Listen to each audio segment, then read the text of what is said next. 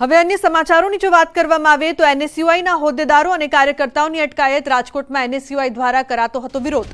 NEET મામલે NSUI દ્વારા વિરોધ કરવામાં આવ્યો હતો। કુલપતિની ચેમ્બરની બહાર ઘેરાવ કરતા અટકાયત કરવામાં આવી।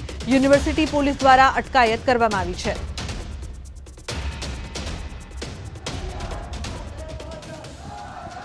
तो यूनिवर्सिटी पुलिस द्वारा अटकायत करवामां आवी हती। नीट मामले जे प्रकारथी विरोध करवामां आवी रह्यो हतो, कुलपतिनी चेम्बरनी बहार घेराव करता लोकोनी अटकायत करवामां आवी छे। एनएसयूआईना होद्देदारो अने कार्यकर्ताओनी अटकायत कराई।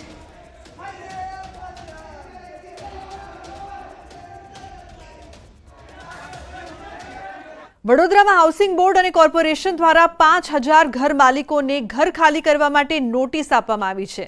त्यारे मांजलपुरना धारासभ्य योगेश पटेल अधिकारीओ पर प्रहार करता तेमणे कह्युं के अधिकारीओ पोतानी मनमानी चलावे छे। अधिकारीओना आवा वर्तनना कारणे शहेरमां तोफानो फाटी निकळशे, अराजकता फैलाशे। ચોમાસામાં આટલા બધા ગરીબોના ઘર ખાલી કરાવવાની હિંમત અધિકારીઓમાં ક્યાંથી આવી? જે જર્જરિત મકાનોનું રિનોવેશન થઈ શકતું હોય તેવા મકાનો ખાલી ન કરાવવા જોઈએ। આ સાથે જ તેમણે કહ્યું કે મકાન માલિકો સાથે ચર્ચા વિચારણા પણ કરવી જોઈએ। તો બીજી તરફ હવે સાંસદ પણ ગરીબોને વહારે આવ્યા। સાંસદ હેમાંગ જોશીએ પણ યોગેશ પટેલની સાથે સહમતિ દર્શાવીને કહ્યું કે હું યોગેશ કાકાની વાતથી સંમત છું।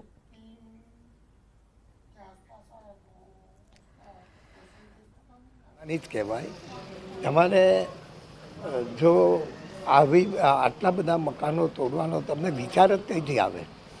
કારણ કે ગરીબ માણસો જ્યારે જે જગ્યા પર રહેતા હોય એ લોકોની સાથે બી ચર્ચા કરવી જોઈએ, ધારાસભ્ય સાથે, કોર્પોરેટર સાથે એની વિસ્તૃત ચર્ચા કરીને જ આવા સ્ટેપ લેવા જોઈએ। એમણે લોકોની ચિંતા કરી અને આ એક અકળામણમાં આ શબ્દ બોલ્યા હોય, પરંતુ તંત્ર જ્યારે કોઈ કાર્ય કરતું હોય તો એની અંદર એ કાર્યને કઈ પ્રકારે કરી શકાય કે જેનાથી લોકોને વધારે અગવડ ના પડે એ ચિંતા કરવાની જવાબદારી તંત્રની છે।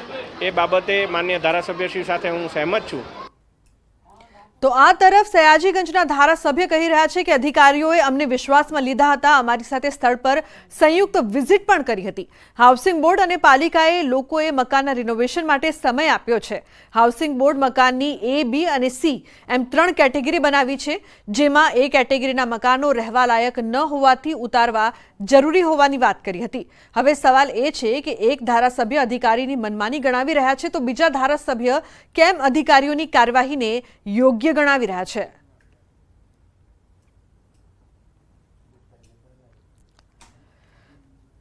અલગ અલગ વિસ્તારોમાં સર્વે કરીને કયા મકાનો જર્જરિત છે એના 3 થી 4 કેટેગરીમાં વિભાજિત કરવામાં આવ્યા છે। એના સર્વેના આધાર પર A category, B category, C category જે બિલકુલ જર્જરિત છે એને A1 કેટેગરીમાં મૂકીને એ દિશાની અંદર આગળની કાર્યવાહી કરવામાં આવી રહી છે। અને મહત્વપૂર્ણ સમાચારની વાત કરવામાં આવે તો ખેડામાં ધારાસભ્યના પત્ર બાદ અને ખેડૂતોની માંગને લઈને નર્મદા કેનાલમાં પાણી છોડવાનો નિર્ણય લેવાયો છે। પાણી છોડવા બાબતે માતરના ધારાસભ્ય કલ્પેશ પરમારે પત્ર લખ્યો હતો। માતર, વસુ અને ખેડા તાલુકાની કેનાલોમાં ઊંચાઈ માટે પાણી છોડવા બાબતે મંત્રીને પત્ર લખ્યો હતો, જેને લઈને નર્મદા કેનાલમાંથી દર 2 કલાકે 500 ક્યુસેક પાણી છોડવાનો નિર્ણય લેવાયો છે।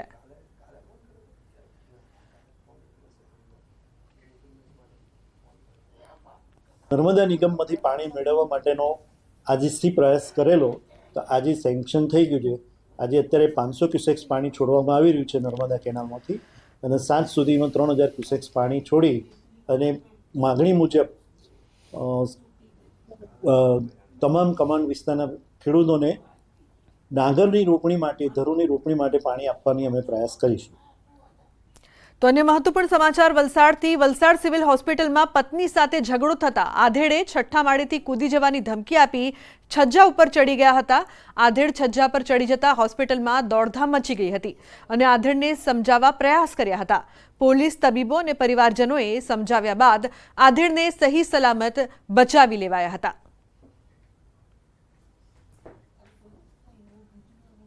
તો બુલેટિનમાં હાલ બસ આટલું જ। તમામ મહત્વપૂર્ણ સમાચાર માટે આપ જોતા રહો ન્યૂઝ 18 ગુજરાતી। નમસ્કાર।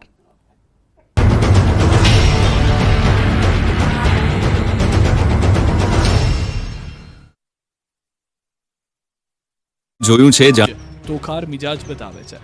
આ બાજુ વરસાદી માહોલમાં જંગલના રાજા આવી ચડ્યા હોય તેવા દ્રશ્યો જોવા મળ્યા. શહેર તરફ આવી ચડેલા જંગલના રાજાના દ્રશ્યો ચોમાસાની સિઝનમાં સિંહ પરિવારના જૂનાગઢ શહેરમાં છેવાડે ધામા નાખ્યા. મોડી રાત્રિના શહેરના રહેણાંક વિસ્તારમાં લટાર મારવા નીકળી પડ્યા. ગત રાત્રિના કામદાર સોસાયટીમાં 2 સિંહો આવી ચડ્યા હતા. બંને સિંહોની લટાર કેમેરામાં કેદ થઈ ગઈ. ગામની બજારો સુમસામ, દુકાનો સજ્જડ બંધ, રોડ ખાલી ખાલી અને લોકોનું વિરોધ પ્રદર્શન. ગામ બંધના આ દ્રશ્યો છે અમરેલીના લીલિયાના. અહીંના લોકોએ તંત્રની લાલિયાવાડી સામે અંતે લાલાક કરી. લીલિયામાં છેલ્લા 5 વર્ષથી ગટરની સમસ્યા છે. રોડ પર ગટરના પાણી ઉભરાતા રહે છે. રોડ પર છવાતું રહે છે ગટરના પાણીનું સામ્રાજ્ય. ગટરની ગંદકીથી લોકો તો ત્રાહિમામ પોકારી ઉઠ્યા છે. આ અંગે અનેકવાર રજૂઆત કરવા છતાં તંત્રએ આ ખાડા કાન કરતા અંતે લોકોએ વિરોધ પ્રદર્શન કર્યું. ચેમ્બર ઓફ કોમર્સ દ્વારા બંધનું એલાન કરવામાં આવ્યું. ભૂગર્ભ ગટરના પાણી બંધ કરવાની માંગ સાથે લોકોએ બંધ પાડ્યો. સજ્જડ બંધ પાડી વિરોધ નોંધાવ્યો. જો કામગીરી નહીં થાય તો આંદોલનની ચીમકી ઉચ્ચારી.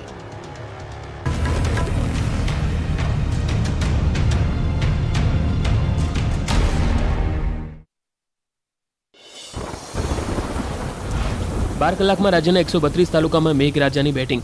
31 તાલુકામાં 1 ઇંચથી વધુ વરસાદ થયો. સુરતના પલસાણામાં સૌથી વધુ 3 ઇંચ વરસાદ વરસ્યો. કચ્છના ભચાઉના ખોડાસરમાં નદીના પ્રવાહમાં ભેંસો તણાઈ. લાકડિયા ખોડાસર વચ્ચે સ્થાનિક નદીમાં પૂરની સ્થિતિ. 15 ભેંસો નદીના ધસમસતા પાણીના પ્રવાહમાં તણાઈ. નદીના પ્રવાહમાં તણાતી ભેંસોનો વિડીયો આવ્યો સામે.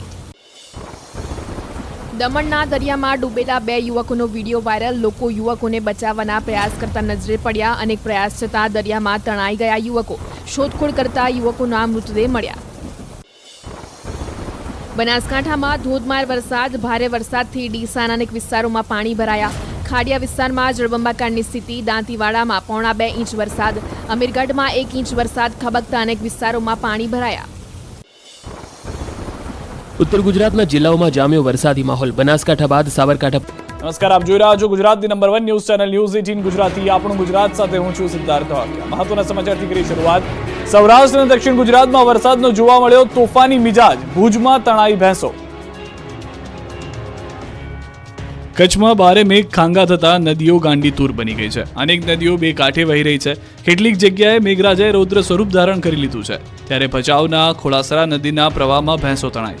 15 જેટલી ભેંસો નદીના વહેણમાં તણાઈ ગઈ. ભચાઉના લાકડિયા ખોડાસર વચ્ચે આવેલી નદીમાં વરસાદના પગલે ઘોડાપુર આવ્યું હતું, જેના પ્રવાહમાં ભેંસો તણાતી હોય એવો વિડીયો વાયરલ થયો. ભેંસો પાણીમાં તણાતા માલધારીઓમાં પણ ચિંતાની લાગણી ફેલાઈ છે. આ બાજુ બોટાદમાં મેઘરાજાએ બગડાટી બોલાવતા બોટાદમાં જળબંબાકારની સ્થિતિનું નિર્માણ થયું છે.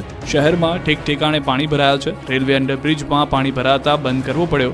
ભાવનગર રોડ, ગઢડા રોડ પર પાણી ભરાયા છે. રોડ પર પાણી ભરાતા વાહન ચાલકો પરેશાન છે. દ્રશ્યોમાં જોઈ શકાય છે કે Bhavnagar road railway underbridge swimming pool બની ગયો છે.